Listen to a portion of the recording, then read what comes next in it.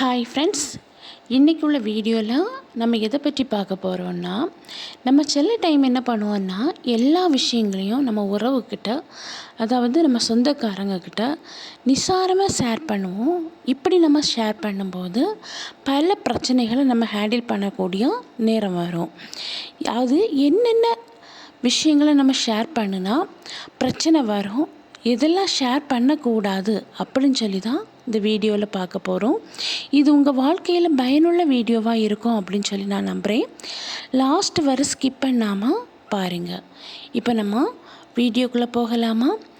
First நம்ம உறவுக்காரங்கக்கிட்ட நம்ம வீட்டில் நடக்கக்கூடிய கணவன் மனைவி பிரச்சனையை ஷேர் பண்ணக்கூடாது. ஏன்னா நம்ம இப்படி ஷேர் பண்ணும்போது அவங்க இதை போய் கேட்டுட்டு நம்ம சின்னதாக ஏதாவது ஒன்று ஷேர் பண்ணியிருப்போம் பிரச்சனைன்னு சொல்லிட்டு அதை பெருசாக்கி கூட கொஞ்சம் பிரச்சனையை உண்டாக்குவாங்க. அதனால இங்கே எவ்வளோதான் பிரச்சனை வந்தாலும் கணவன் மனைவிக்குள்ள அந்த விஷயங்களை வெளியே நம்ம யாருக்கிட்டேயுமே ஷேர் பண்ணாமல் இருக்கிறது நல்லது. இப்போ யோசிக்கலாம், என்னங்க அவங்க அப்போ எல்லா பிரச்சனையும் செய்தாலும் நம்ம எதுவுமே மனசுக்கு கஷ்டம் வந்தாலும் யாருக்கிட்டேயுமே சொல்லக்கூடாதா அப்படின்னு சொல்லி. ஆமாங்க, ஒருவேளை உங்களுக்கு நம்பிக்கையான எந்த ஒரு சிச்சுவேஷன்லேயும் உங்களை அதாவது உங்கள் விஷயத்தில் நன்மை செய்கிற ஏதாவது ஒரு நம்பிக்கைக்குரிய பர்சன் இருந்தாங்கன்னா சொல்லலாம். ஆனால் சொல்லாமல் இருக்கிறது ரொம்ப நல்லதுன்னே சொல்லுவேன். ஏன்னா இந்த காலகட்டத்தில் யாரையுமே நம்ப முடியலை.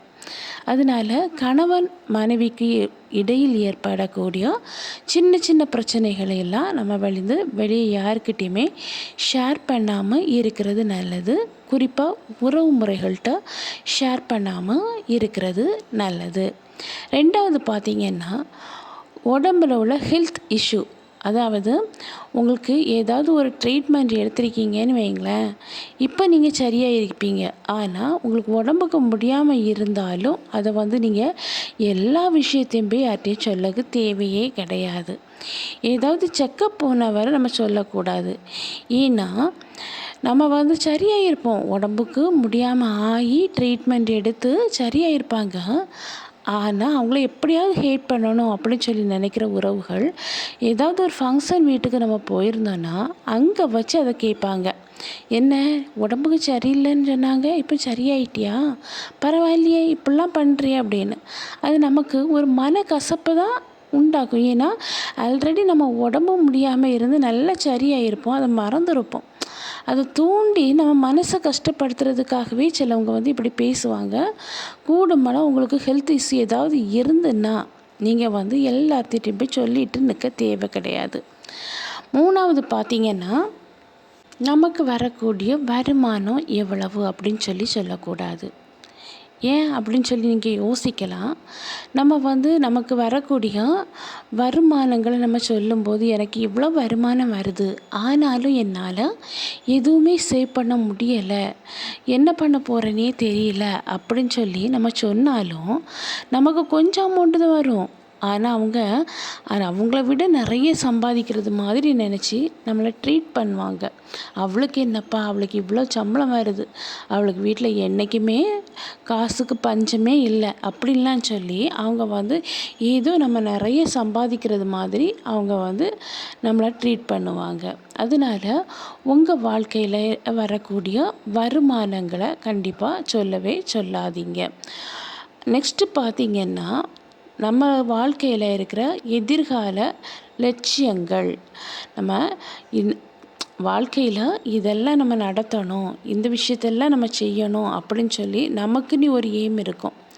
அந்த எய்மை நம்ம எப்படியாவது அடையணும் அப்படின்னு சொல்லி நம்ம ஹார்ட் ஒர்க் போடுவோம். ஆனாலும் நம்ம என்ன பண்ணுவோன்னா இதை சொல்லுவோம், நான் இப்படி ஃபார் எக்ஸாம்பிளுக்கு நான் வேலைக்கு போகலான்னு நினைக்கிறேன் அடுத்த மாதத்துலேருந்து அப்படின்னு சொல்லி. ஆனால் பாரு இவள் வேலைக்கு போகிறதுக்கு தொடங்கலாம் அப்படின்னு சொல்லி நமக்கு ஒரு மாதிரி பேசி லாஸ்ட்டில் என்ன ஆகும், வேலைக்கு போக முடியாத நிலைமையில் ஆயிடுவோம்.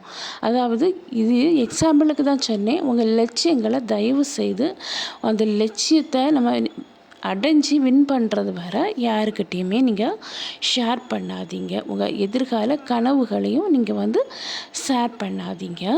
நெக்ஸ்ட்டு பார்த்தீங்கன்னா, உங்கள் வாழ்க்கையில் நடந்த கடந்த கால கசப்பான அனுபவங்கள். அதாவது எல்லாருக்க வாழ்க்கையிலையும் ஏதாவது ஒரு கஷ்டத்தை நம்ம கடந்து தான் நம்ம வந்திருப்போம்.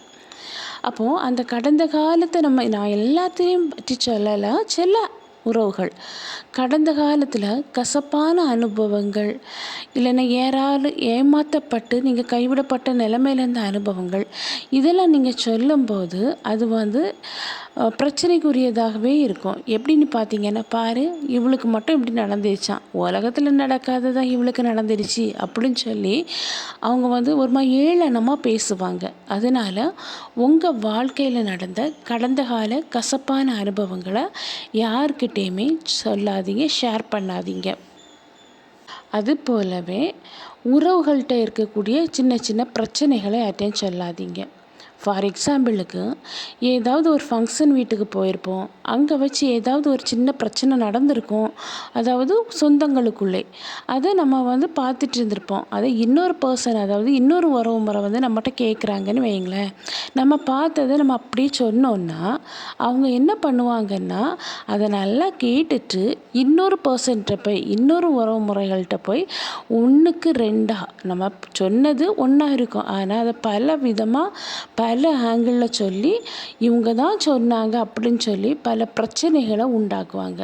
அதனால் உறவுகள்கிட்ட ஏற்படக்கூடிய சின்ன சின்ன பிரச்சனைகளையும் யாருக்கிட்டேயுமே ஷேர் பண்ணாதீங்க. நம்ம என்ன பண்ணோன்னா, நம்ம சொந்தம் தானே அப்படின்னு சொல்லி எல்லா விஷயங்களையும் நம்ம ஷேர் பண்ணும்போது, அந்த விஷயங்கள் நம்ம ஷேர் பண்ண விஷயங்களே நமக்கு பல பிரச்சனைகளை உண்டாக்குது. அதனால சொந்தம் தானே அப்படின்னு சொல்லி நம்ம பேசும்போது கவனம் இல்லாமல், நம்மளுக்குரியவங்க அப்படின்னு சொல்லி, நமக்கு பிடித்தமானவங்க, உரிமைப்பட்டவங்க அப்படின்னு சொல்லி நிறைய சொந்தங்கள்கிட்ட நிறைய விஷயங்களை ஷேர் பண்ணுவோம். ஆனால் நம்ம ஷேர் பண்ண அந்த விஷயமே நமக்கு வாழ்க்கையில் பல பிரச்சனைகளுக்கு காரணமாக இருக்குது. கூடுமானவும் நம்ம என்ன பண்ணணும் அப்படின்னு சொல்லி பார்த்திங்கன்னா, எதை பேசணும், எதை பேசக்கூடாது அப்படின்னு சொல்லி ஒரு கிளாரிட்டியோடு நம்ம பேசும்போது எல்லா உறவு முறைகளும் நமக்கு கையை விட்டு விலகி போகவும் மாட்டாங்க, நமக்கு வாழ்க்கையில் பிரச்சனை வரவும் செய்யாது. ஓகே ஃப்ரெண்ட்ஸ், இந்த வீடியோவில் சொல்லியிருக்கிற இந்த விஷயங்களை நீங்கள் பின்பற்றி பாருங்கள். உங்கள் வாழ்க்கை சந்தோஷமாக இருக்கும்.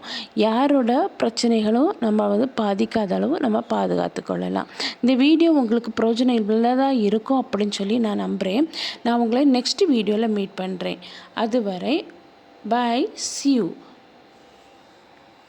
ஓகே ஃப்ரெண்ட்ஸ், உங்களுக்கு இந்த வீடியோ பிடிச்சிருந்துன்னா லைக் பண்ணுங்கள், ஷேர் பண்ணுங்கள், சப்ஸ்கிரைப் பண்ணுங்கள், பக்கத்தில் இருக்கிற ஆல்ங்கிற பட்டனையும் கிளிக் பண்ணிக்கிங்க. அப்போ தான் நான் போடக்கூடிய வீடியோ உங்களுக்கு உடனுக்குடன் அப்லோட் ஆகும். நான் உங்களை நெக்ஸ்ட் வீடியோவில் மீட் பண்ணுறேன். அதுவரை பை, see you.